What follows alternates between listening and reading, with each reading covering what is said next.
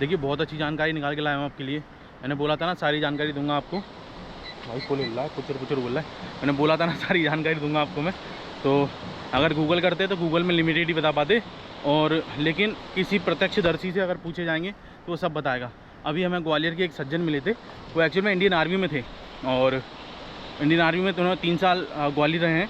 मैंने उनको नाम बताया अपना और जब पता बताया, उन्होंने पूछा ग्वालियर में किस जगह, मैंने कहा जीरा।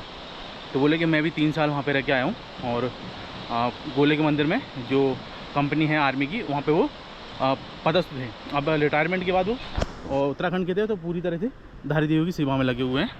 तो आपको बता दूं कि उन्होंने मेरे को बताया कि 2013 में जो त्रासदी आई थी वो इन्हीं माता के चक्कर में आई थी। एक्चुअल में क्या है कि इन माता को तीनों देवी की, तो एक्चुअल में क्या है कि इन माता को और जो चारों धाम है उनकी रक्षात्री देवी कहा जाता है। और सबसे देखो पानी में, देखो मैं तो सोचा मगरमच्छ जा रहा है यार, लकड़ी जा रही है। चलो छोड़ इस बात को।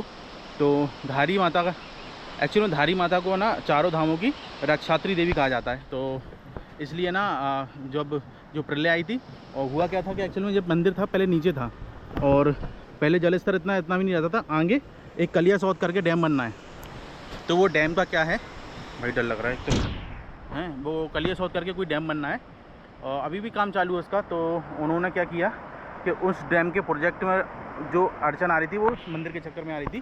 तो उन्होंने किया कि मंदिर को, पहले वो मंदिर ज़मीन में था और इतना वो भी नहीं था इसका वेग, क्योंकि डैम नहीं था तो रास्ता रोकने के लिए नहीं था नदी के, तो साइड से नदी बहती थी, उस तरफ नदी नहीं जाती थी।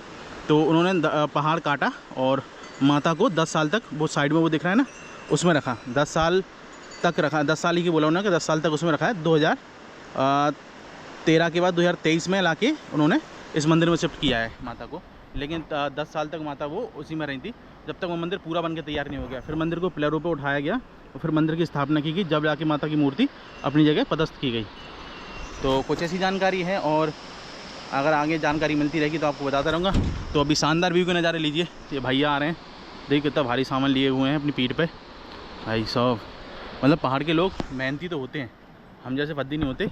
और जो पुल बना हुआ है पूरा केबलों पर कसा हुआ है, और मैंने दिखाया नहीं आपको, शायद अगर दिख सके तो वो साइड में वो केबल दिख रही है ना, केबल कार, वो बाई चांस अगर कोई दुर्घटना वगैरह होती है, फिर टूट जाता है तो उससे आने जाने के लिए है। और ये रास्ता ऊपर जाने का, पहले बता रहे हैं कि ये ऊपर जो दिख रहा था ना, ऊपर से जितना नीचे आते हैं ना, पुल हिल रहा है कि मैं हिल रहा हूँ, पुल हिल रहा भाई, ऊपर से जितना नीचे आते हैं ना उतना ही नीचे और जाना पड़ता था। इतनी नीचे थी पहले धारी देवी मंदिर।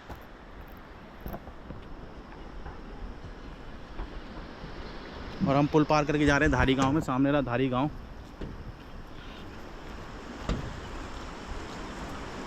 और ये सामने रहा पूरा धारी गांव, और धारी देवी का जो मंदिर है वो धारी गांव के नाम से ही रखा गया है। एक्चुअल में ये मंदिर है बंगाल की, कलकत्ता की शायद काली जी बताया था मेरे को ना, कि कलकत्ता की काली जी हैं ये, लेकिन इनको बोला जाता है धारी देवी, यानी कि धारी गाँव की जो देवी माता हैं उनके नाम पर इसको प्रसिद्ध किया गया। और पहले बोले थे कि ना मंदिर में भक्त कम आते थे, लेकिन जब से ये त्रासदी हुई है ना, उन्होंने मना भी किया था। बोले कि हमने लेटर वगैरह सब लिखे प्रशासन से, लेकिन प्रशासन तक था वो नहीं माना। तो उन्होंने उसको धारी माता के मंदिर को कटर से काटा और मूर्ति पूरी निकाली।